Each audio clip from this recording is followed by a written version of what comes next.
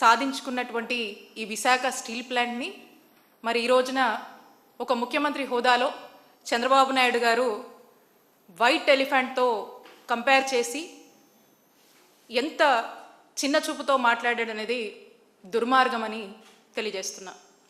నేను అడుగుతా ఉన్నాను చంద్రబాబు నాయుడు గారిని, అసలు వైట్ ఎలిఫెంట్ అంటే ఏంటి చంద్రబాబు నాయుడు గారు అని కాస్త చెప్పండి. మాకు తెలిసి రాష్ట్ర ప్రజలకు తెలిసైతే మాత్రం వైట్ ఎలిఫెంట్ అని ఏదైనా మనకు భారం అనిపిస్తే దాన్ని వైట్ ఎలిఫెంట్తో పోలుస్తాం. మరి ఈ రోజున మీరు వైట్ ఎలిఫెంట్తో విశాఖపట్నం స్టీల్ ప్లాంట్ని ఈరోజు పోలుస్తున్నారు అంటే విశాఖపట్నం స్టీల్ ప్లాంట్ మీకు భారం అయిందనా అర్థం? అక్కడున్నటువంటి కార్మికుల యొక్క భారం మీ మీద పడుతుందనా? అక్కడ యొక్క కార్మికుల ఉద్యోగాలు కావచ్చు, వాళ్ళ జీతాలు కావచ్చు, అది మీకు భారంలా కనిపిస్తుందా? మొత్తం ఈ విశాఖ స్టీల్ ప్లాంట్ ప్రాజెక్టు మొత్తం కూడా చంద్రబాబు నాయుడు గారికి భారంగా కనిపిస్తుంది కాబట్టి వైట్ ఎలిఫెంట్ అని చెప్పేసి ఈరోజు మీరు కంపేర్ చేస్తూ మాట్లాడుతున్నారు. నేను అడుగుతా ఉన్నాను, ఈ భారాన్నే మీరు వైట్ ఎలిఫెంట్ థియరీ అని అంటున్నారా చంద్రబాబు నాయుడు గారు? మాకు అర్థమైందైతే ఇది, ఇంకేదన్నా ఉంటే మీరు చెప్పండి.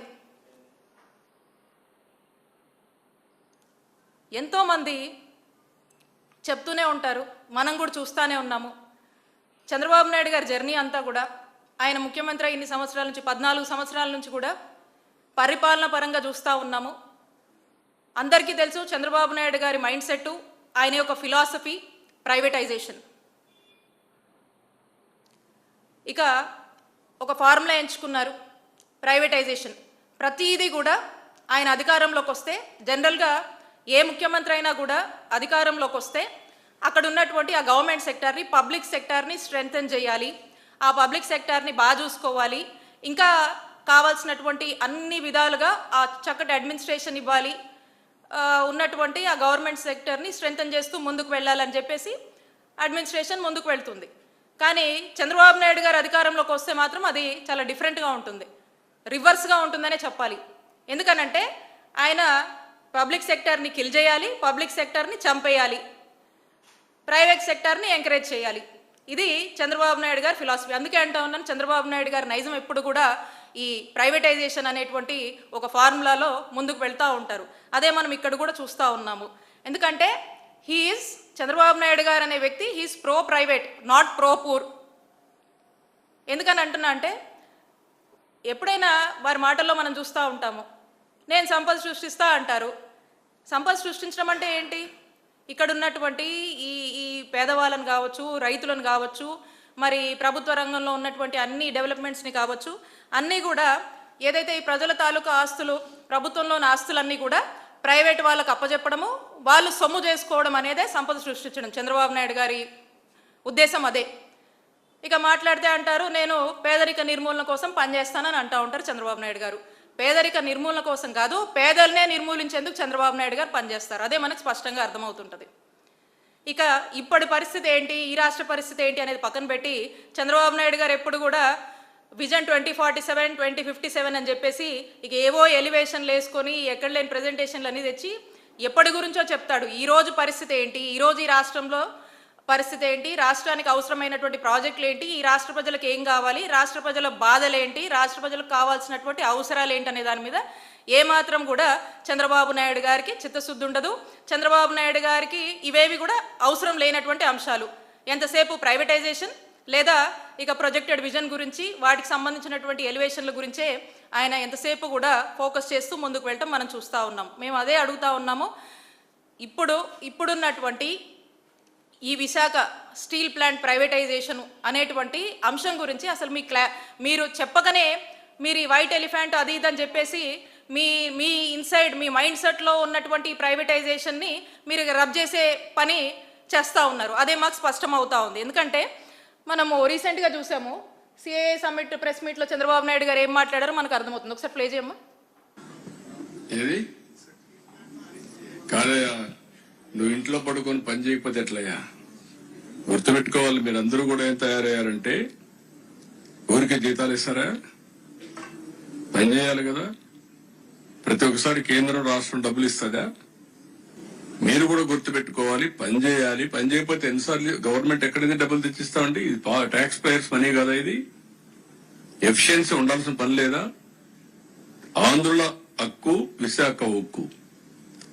మనం పని చేయకుండా దాన్ని వైట్ ఎలిఫెంట్ మారి పెట్టుకుని కూర్చుంటారు ఇంట్లో. పని చేయించాలి, మనం కూడా పని చేయాలి. కష్టపడక్కర్లేదు. దాన్ని సిస్టమేటిక్ గా రన్ చేసి ప్రొఫెషనల్ గా రన్ చేస్తే అది వైబుల్ అవుతుంది ఆటోమేటిక్ గా. కాబట్టి నువ్వు కూడా ఎంతో పని ఏమి అన్సెటిల్మెంట్ ఉంది అట్లా? ఎవరు చెప్పారయ్యా నీకు? ఎవడు చెప్పాడు? బుద్ధి ఉండాలి. ఏం తీసుకోవాలి? ఏం తీసుకుంటారు? 12,000 కోట్లు ఇస్తే ఏం తీసుకుంటారు? నీకు వచ్చి మీ ఇంటికి వచ్చి చెప్పాలా?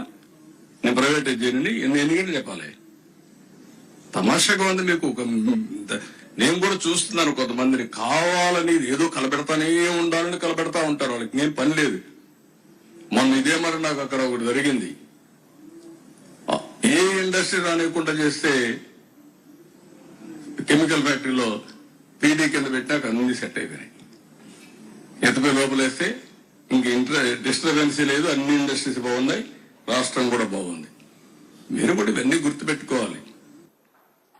ఇది మొన్న సిఐ ప్రెస్ మీట్లో చంద్రబాబు నాయుడు గారు ఎన్నికల తర్వాత, అంటే సుమారు 2 సంవత్సరాలు అయింది వీళ్ళు అధికారంలోకి వచ్చాక, విశాఖ స్టీల్ ప్లాంట్ గురించి వైట్ ఎలిఫెంట్ థియరీ అని చెప్పి ఏ విధంగా మాట్లాడారో చూద్దాము. ఎన్నికల ముందు ఇదే చంద్రబాబు నాయుడు గారు ఏం మాట్లాడారు కూడా ఒకసారి చూద్దాం. ప్లీజ్ అమ్మా. నేను అడుగుతున్నా, విశాఖపట్నం ఆత్మ నమ్మితే మీరు ఉపేక్షిస్తారా తమ్ముళ్ళు అని అడుగుతున్నా. విశాఖపట్నం స్టీల్ సిటీని స్టోరన్ సిటీగా చేస్తే మీరు ఆమోదిస్తారా అని మిమ్మల్ని అడుగుతున్నా.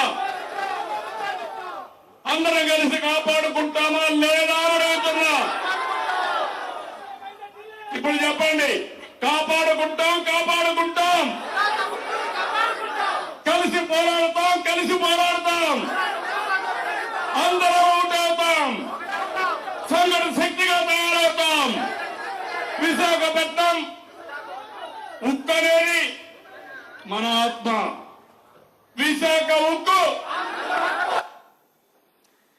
స్పష్టంగా ఎన్నికల ముందు చంద్రబాబు నాయుడు గారు ఒకలాగా, ఎన్నికల తర్వాత ఒకలాగా, అంటే అప్పుడు ఓట్ల కోసం ఒకలాగా, ఇప్పుడేమో గెలిచిన తర్వాత ముఖ్యమంత్రిగా మాట్లాడినప్పుడు ఒకలాగా, ఒక ద్వంద్వ వైఖరి అనేది కనపడుతూ ఉంది. అలాగే విశాఖ స్టీల్ ప్లాంట్కి చంద్రబాబు నాయుడు గారు ఏ విధంగా వెన్నుపోటు పొడుస్తున్నారు, విశాఖ స్టీల్ ప్లాంట్కి ఏ విధంగా చంద్రబాబు నాయుడు గారు ఉరేస్తున్నారు అనేది మనకు స్పష్టంగా అర్థమవుతా ఉంది.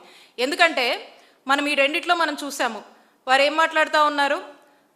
చంద్రబాబు నాయుడు గారు ఒక విలేకరన్న ఈ విశాఖ స్టీల్ ప్లాంట్ ప్రైవేటైజేషన్ గురించి ఏంటని చెప్పి మీ స్టాండ్ ఏంటని వారి మాటల్లో చంద్రబాబు నాయుడు గారిని అడిగితే, ఆ విలేకరిని నీ చెవులో చెప్పాలా, మీ ఇంటికి వచ్చి చెప్పాలా, ఇంట్లో కూర్చొని వీళ్ళు తిని పడుకుంటే సరిపోద్దా అని కార్మికుల్ని ఎంత చిన్న చూపు చేసి కార్మికుల్ని ఏ విధంగా అవమానించారు. అలాగే ఆ ప్రశ్న అడిగినటువంటి విలేకరిని బెదరగొడుతూ అతన్ని ఒక రకంగా అసలు ఈ ప్రశ్న అడగడం ఏంటి అన్నట్టుగా, నా ఇష్టం అన్నట్టుగా ఏ విధంగా చంద్రబాబు నాయుడు గారు మరి మాట్లాడారో మనకు అర్థమవుతా ఉంది. అంటే దీన్ని బట్టే మనకు స్పష్టంగా అర్థమవుతుంది, ఓట్ల కోసమేమో ఎంతవరకైనా పోరాడతాము, విశాఖ ఉక్కు ఆంధ్రుల హక్కు అని చెప్పి ఆయనే చెప్తున్నాడు ప్రజలతో. దీని ప్రైవేటీకరణకు వ్యతిరేకమని మాట్లాడాడు. ఇప్పుడు వచ్చేసి మరొక వైట్ ఎలిఫెంట్ థియరీ అని చెప్పేసి మళ్ళీ దాన్ని ప్రైవేటైజేషనే తన అభిప్రాయంగా ఒక థియరీని తీసుకొచ్చి దాన్ని ఈ విధంగా మాట్లాడుతూ ఇవే ఆయుధాలు కేంద్రానికి అందిస్తున్నాడు. అంటే చంద్రబాబు నాయుడు గారే ఈ విశాఖ స్టీల్ ప్లాంట్కి ఉరేస్తూ మరి ఆ ఉరితాడిని ఆయుధంగా ఆ కేంద్ర ప్రభుత్వానికి అందజేస్తూ ఇక మీరు లాగండి చచ్చిపోద్ది ఈ విశాఖ స్టీల్ ప్లాంట్ అని చెప్పకనే చెప్తా ఉన్నాడు. అదే ఈ వైట్ ఎలిఫెంట్ థియరీగా మనకు అర్థమవుతా ఉంది. మీరు చూసినట్టయితే మా నాయకుడు జగన్మోహన్ రెడ్డి గారు